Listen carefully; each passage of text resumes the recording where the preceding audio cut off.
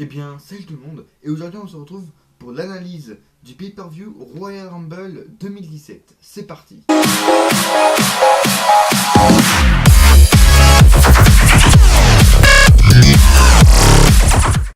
Alors un pay-per-view assez mitigé dans l'ensemble.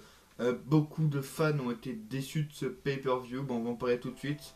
Je vais faire une petite aparté, je vais pas parler du pré-show, je vais juste parler de... Bah si, je vais quand même parler d'un match que je n'ai pas vu, mais j'ai juste eu le résultat. C'est le match par équipe entre Gallows Anderson et face au champion, donc Cesaro et Sheamus. Apparemment, le club a gagné. Pourquoi? Je ne sais pas. Je vais aller voir le match après avoir tourné cette vidéo. Mais franchement, je comprends pas parce que pour moi, Cesaro et Sheamus étaient encore assez bons. Ils étaient de bons champions. Ils étaient over, donc plus populaires que le club. Et pourquoi ils ont perdu, je sais pas. Parce que sûrement sur un coup de tête de Vince, encore une fois, qui est con, encore une fois. C'est pas grave. Donc on va maintenant passer au main match, donc les matchs du pay-per-view principal. Donc on va commencer par le Charlotte contre Bailey, donc le titre Women's de Raw était en jeu. Donc j'ai noté que c'était un match lent, sans action, avec beaucoup de botches de la part des deux, hein. Charlotte et Bailey. Bon, Bailey c'est un peu normal qu'elle fasse des botches, quoi, c'est Bailey. Mais Charlotte aussi a fait beaucoup de botches, donc beaucoup de botches, match assez lent. Euh, Aucune puissance dans les prises, ça ouais pour les deux, bah que Bailey, voilà, c'est aucune puissance dans ses prises comme d'habitude, mais Charlotte aussi. Enfin je sais pas, il y a eu un problème dans ce match, les deux ne savaient plus lutter. Ce que je retiens, le seul point positif du match que je retiens, c'est le Natural Selection à la fin sur le bord du ring de Charlotte, donc qui emmène la victoire à Charlotte, donc elle gagne sur un Natural Selection au bord du ring, c'est le point positif que j'ai retenu du match. Sinon, franchement, le match était vraiment mauvais. Pas bon in-ring, pas de botch, pas d'ambiance. Voilà, donc c'est pour ça que je mets la note de 6 sur 10 pour ce match. On va passer maintenant au deuxième match et j'étais choqué parce qu'ils l'ont mis assez tôt le match, donc j'ai pas compris. Owens affrontait Reigns pour le titre universel de Raw et Jericho qui sont rendus donc en haut d'une cage en dessous du ring. Donc déjà dès le début du match c'était vraiment brutal, très bourrin, très puissant. Donc ce que j'attendais à chaque fois, c'est, je vous rappelle que c'était un match sans disqualification et pour moi ce match était vraiment un match sans disqualification. Il y avait vraiment du bourrin, du... Ouais, c'était vraiment brutal, quasiment parfait. J'ai noté vraiment aucun point négatif dans ce match, que des points positifs. Les points positifs, les spots que je retiens, c'est quand Owens est passé à travers une armée de chaises. En fait, il avait construit une pyramide de chaises, il est passé à travers. Quand il est aussi passé à travers la table des commentateurs américains avec une powerbomb de Reigns. Et quand Owens aussi a fait une frog splash à l'extérieur de ring sur une table, sur Reigns, en gros, la table était positionnée, Reigns était dessus. Et il est sauté sur la troisième corde en frog splash sur Reigns, c'était vraiment aussi impressionnant. Le public qui chantait des This is awesome, c'est complètement normal. Ce match était phénoménal, awesome, tout ce que vous voulez. Oui, et à un moment aussi, il y a eu le stunner de d'Owens, j'ai pas compris, c'était sûrement apparemment, comme j'ai compris, une référence, parce que Stone Cold avait gagné ici, je sais pas quoi. Donc c'était apparemment une référence à Stone Cold, pourquoi il a fait le stunner. Comme je l'avais prévu, Jericho qui a donné une arme à Owens, donc il a donné le point américain, et donc Owens a frappé Reigns avec le point américain, donc comme je l'avais prévu, Jericho a participé un peu dans ce match. Et à la fin du match, il y a eu Strowman qui est intervenu, on ne sait pas pourquoi on ne sait pas. Peut-être parce qu'il en a voulu à Reigns d'avoir foutu un spear la semaine dernière à Monday Night Raw, sûrement, mais voilà quoi. Pourquoi? Et puis en plus au Rumble, ils se sont même pas rencontrés dans le Rumble, donc ils ont même pas pu s'expliquer quoi. Donc je trouve ça vraiment bête. Et donc il fait passer Reigns à travers la table des commentateurs allemands avec un chokeslam. Et il lui fait une power slam à travers la table sur le ring. Et donc comme ça, victoire de Owens qui donc conserve son titre grâce à l'aide de Strowman. Et j'ai vraiment aimé la fin parce qu'elle était vraiment inattendue. J'ai pas prédit Strowman qui allait venir en fait. Et donc c'est pour ça, il y avait beaucoup de suspense, beaucoup d'ambiance. Le public était vraiment ambiancé, beaucoup de suspense et des trucs inattendus comme Strowman. Et donc Owens gagne grâce à Strowman. Et voilà, victoire d'Owens qui conserve son titre. Et j'ai mis pour ce match la note de 9,5 sur 10, il le mérite. Prochain match, c'était le match Crazy Weight entre Neville et Rick Swann. J'étais un peu déçu parce qu'en fait c'était un très bon match techniquement, comme un peu tous les matchs Crazy en pay-per-view. Les deux très bons in-ring, très bonne performance de Rick Swan. Mais je trouve pour moi que ce qui manquait dans ce match c'était la performance de Neville parce qu'on sait de quoi il est capable. On a vu il y a 2 semaines quand il a dominé Rick Swan, Tony Nese et Brian Kendrick à lui tout seul sur le ring. Donc on sait de quoi il est capable. Et là en fait il s'est fait un peu dominer pendant tout le match par Rick Swan. Alors qu'on sait que Neville est capable de mettre Rick Swan au sol en un super kick quoi. Et voilà, ce qui me manquait pour moi dans ce match c'était vraiment la performance de Neville qui pouvait vraiment donner beaucoup plus que ça. Et à la fin bien sûr, victoire de Neville qui fait abandonner Rick Swan encore de plus. Enfin qu'est-ce qu'il faut, qu'est-ce qu'on peut demander de plus quoi. Neville est enfin champion, ça fait des années qu'il était plus champion. Et enfin, même si c'est le titre Cruiserweight, Neville redevient enfin, après 3 ans, je crois qu'il est plus de champion, Neville redevient champion, ça fait vraiment plaisir. Vince refait confiance à Neville.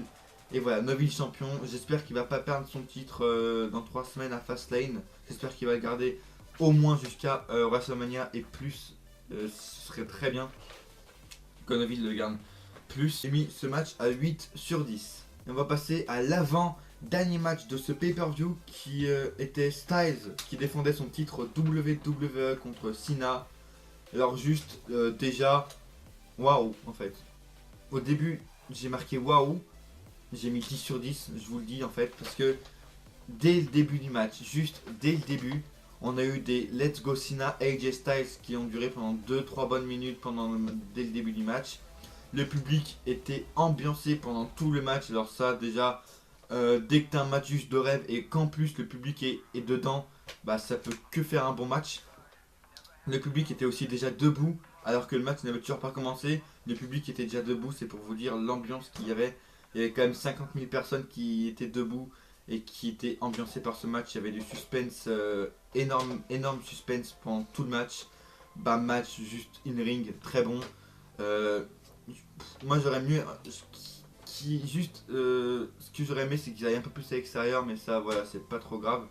Il aura fallu 4 attitude adjustments à Cena pour battre Styles, donc un normal, un du haut de la troisième corde et un à la fin. Il a fait à la fin il y a eu donc Styles qui a voulu tenter un second Phenomenal Forearm et donc Cena qui l'a contré en AA et ensuite il est reparti en attitude adjustment.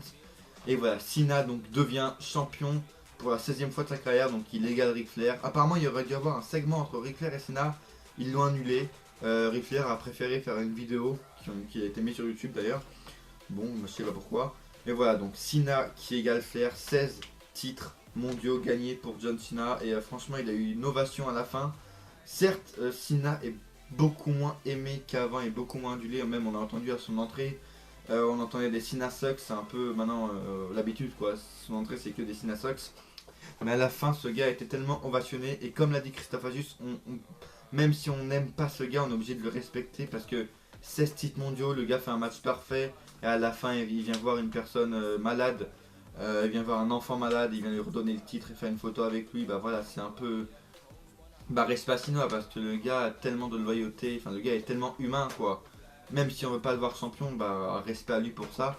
Et bon, j'aurais voulu que Styles reste champion jusqu'à WrestleMania, c'est pas ce qui s'est passé malheureusement. Parce que voilà, pour moi le reste de Styles, si on enlève Ellsworth, le règne de Styles était pour moi quasiment parfait. Puis c'est quand même AJ Styles quoi, je veux dire. Donc je pense pas qu'il sera re-champion un jour, malheureusement. Enfin j'espère, mais je pense pas. Voilà, match quasiment parfait, j'ai mis un 10 sur 10, le in-ring. L'ambiance était là, le suspense jusqu'à la fin. J'ai cru que Styles allait se ressoulever des 4 attitude adjustments. Voilà. Et puis Cena champion, ça faisait quand même à noter 3 ans que Cena n'était plus champion. 3 ans, c'est quand même beaucoup. Depuis SummerSlam 2014, je crois, que Cena n'avait plus été champion. Donc, encore une preuve que la WWE maintenant peut s'en sortir sans Cena. Voilà, grâce à Styles et grâce aux Rollins, grâce à beaucoup de nouvelles superstars qui viennent de NXT d'ailleurs. Bah voilà, le Vince peut s'en sortir sans Cena. Mais voilà, 10 sur 10 donc pour ce match.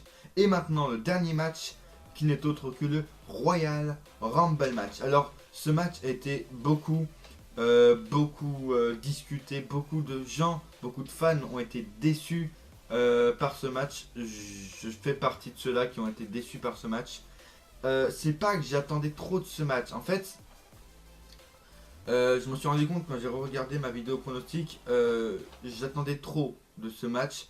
Et la veille, je l'ai pas fait, hein, mais la veille, j'aurais voulu faire sur Twitter en fait dire un message comme quoi, enfin prévenir les gens qu'ils attendaient trop pour ce match. J'allais dire attention les gens, vous attendez trop. Et puis même moi, je me suis dit, je l'ai pas regardé en direct, mais je me suis dit, les gens attendent trop de ce match. Ils attendent des retours d'Angle, de Balor, des débuts de Kenny Omega. Même moi, j'ai pensé ça, mais je me suis dit, j'attends trop. Et dès que j'ai commencé à regarder les Rumble match, j'ai mis toutes mes attentes de côté. Mais même en mettant toutes mes attentes de côté, en disant Balor va pas revenir, Omega va pas revenir, Samoa Joe va pas faire ses débuts.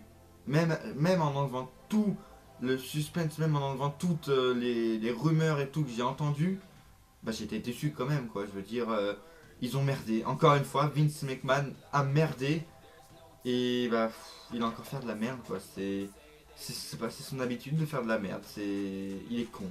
Dans ce match, il y a eu beaucoup plus de points négatifs que de points positifs. Il y a eu vraiment peu de points positifs pour moi. Alors déjà, j'ai été déçu. Pourquoi? Parce qu'il n'y a eu aucun retour. Il y a eu un début. Un seul début. C'était celui de Ty Dillinger en numéro 10. Je pense que voilà, tout le monde était un peu près sûr. Voilà, donc Ty Dillinger arrive numéro 10. Après une performance de merde, il a été éliminé par Strowman. Donc voilà, sa performance, il a duré quoi? À peine 5 minutes. Voilà, encore une fois, il gâche un début. Vince McMahon, les bookers gâchent un début. C'était quand même Ty Dillinger, le Perfect 10. Le gars est over à souhait. Et il a fait une performance de 5 minutes nulle, en fait, médiocre. Voilà.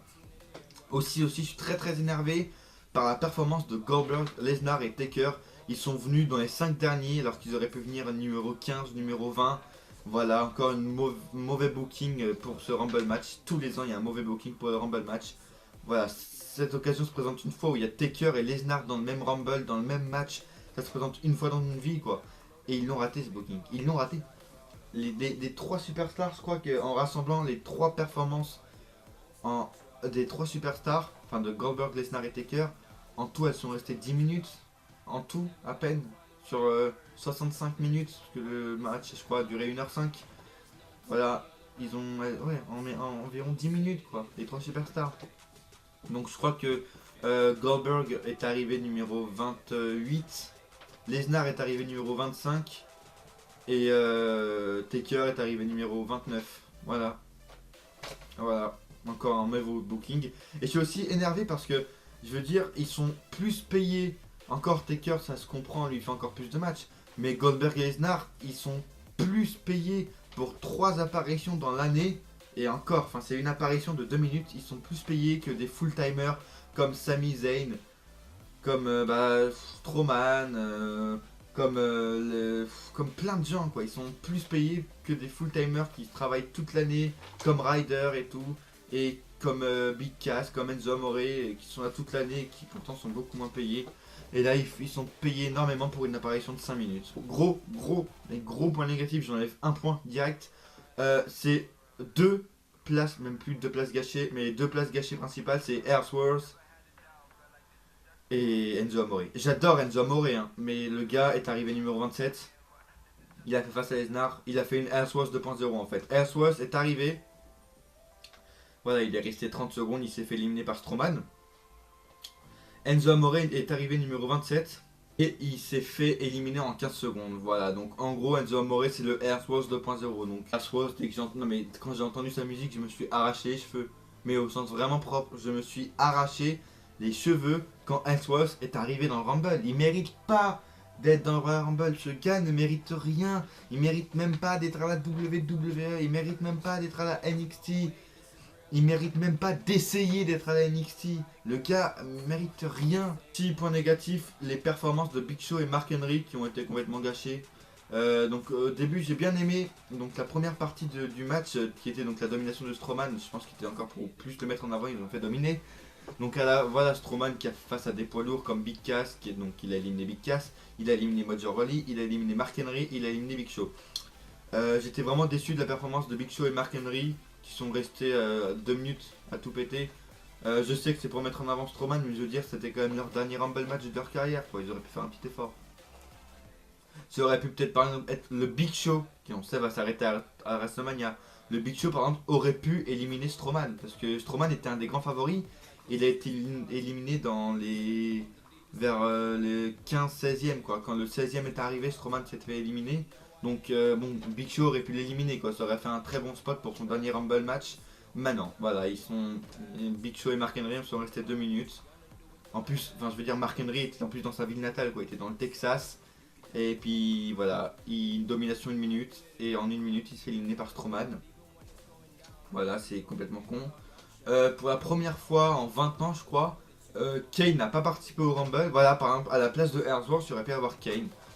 C'est plus logique, quoi. Je veux dire, Kane mérite mieux d'être dans le Rumble, même si on sait qu'il va pas gagner, qu'à la place de Ellsworth, quoi. Je veux dire, peut-être que Kane a été sacrifié à la place de Ellsworth.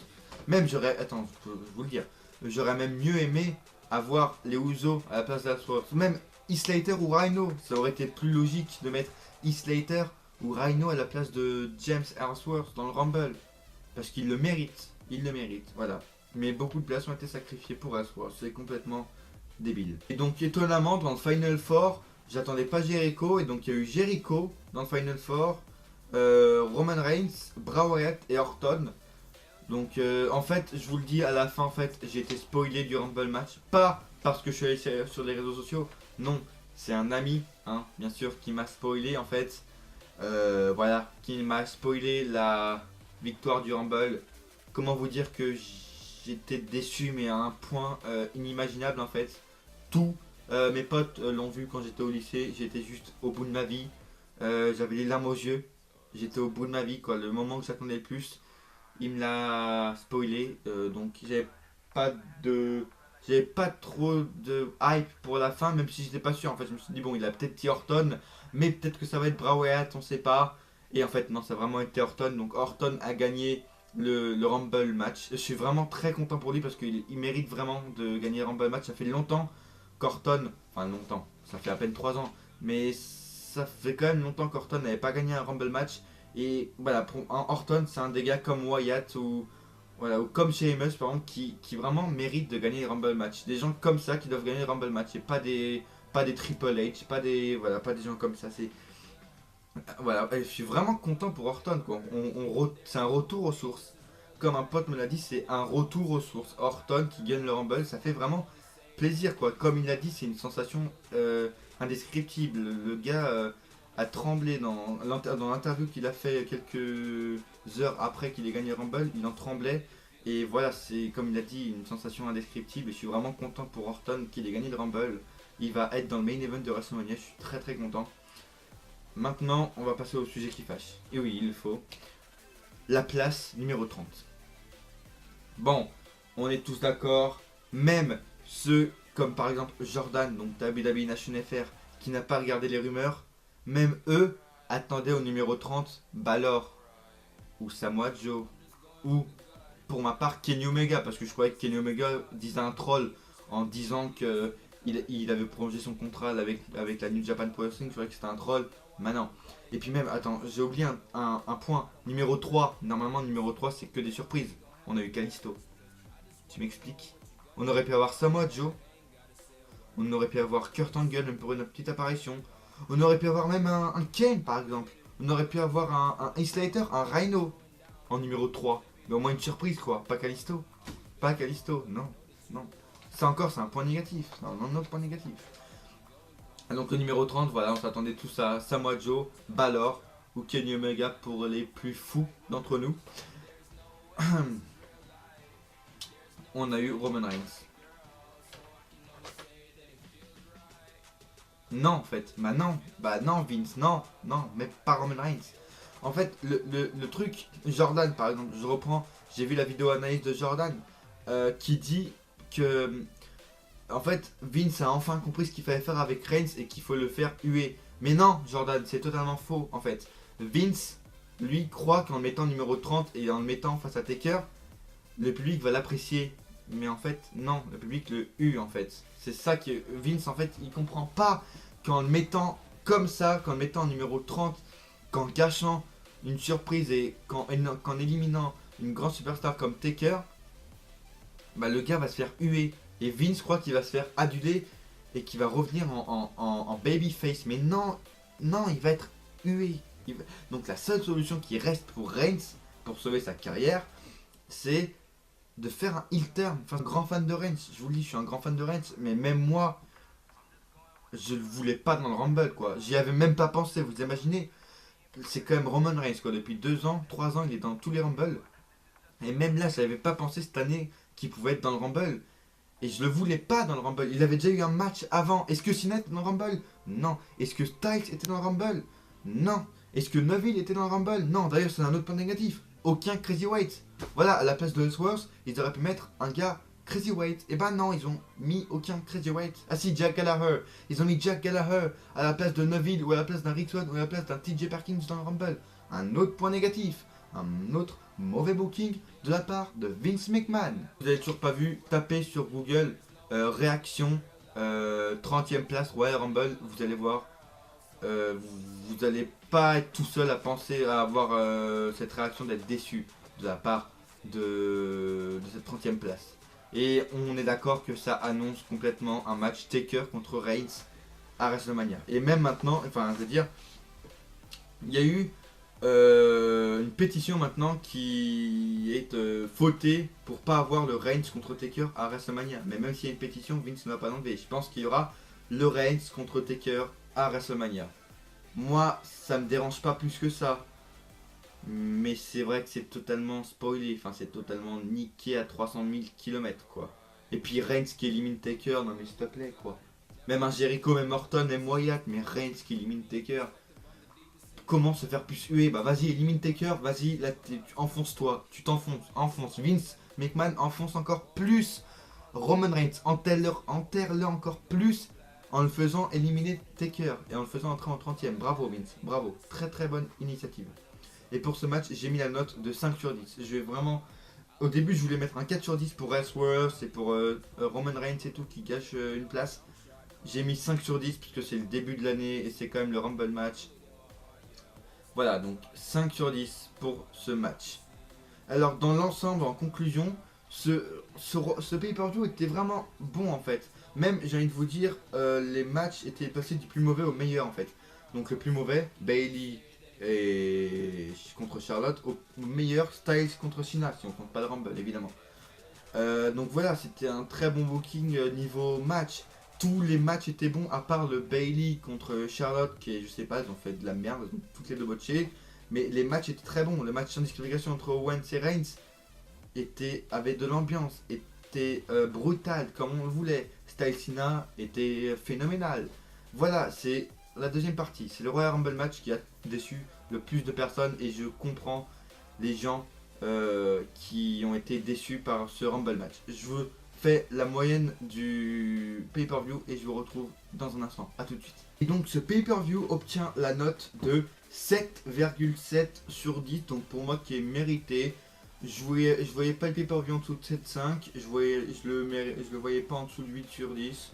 Voilà, le pay-per-view mérite son 7,7 sur 10. Parce que de très bons matchs dans ce pay-per-view, sauf très mauvais booking pour le Rumble match. Encore une fois, donc dites-moi si vous avez aimé ce Royal Rumble et le Royal Rumble match dans les commentaires. Dites-moi vos avis, ça me fait vraiment super plaisir. Dites vos analyses. J'en ai pas, mais franchement, ça me fait vraiment plaisir. Dites vos analyses, c'est ce qui m'intéresse. Laissez des pouces bleus pour faire avancer ma chaîne. Laissez beaucoup de pouces bleus. Partagez la vidéo sur Twitter et sur Facebook. Partagez-la parce que là, si vous voyez bien mes statistiques en ce moment, je suis entre 30 et 40 vues sur toutes mes vidéos. J'aimerais bien faire plus. J'aimerais au moins avoir 80 vues pour dire que tous mes abonnés ont vu cette vidéo. Donc laissez un gros pouce bleu, abonnez-vous si c'est pas déjà fait, ça me ferait super plaisir. Atteindre les 100 abonnés avant WrestleMania, c'est l'objectif. 100 abonnés avant WrestleMania. Encore une fois, n'hésitez pas à laisser vos commentaires, vos analyses dans le Rumble match parce que votre avis m'intéresse encore une fois. Et à coup sûr, on se retrouve dans une prochaine vidéo. Ou pas.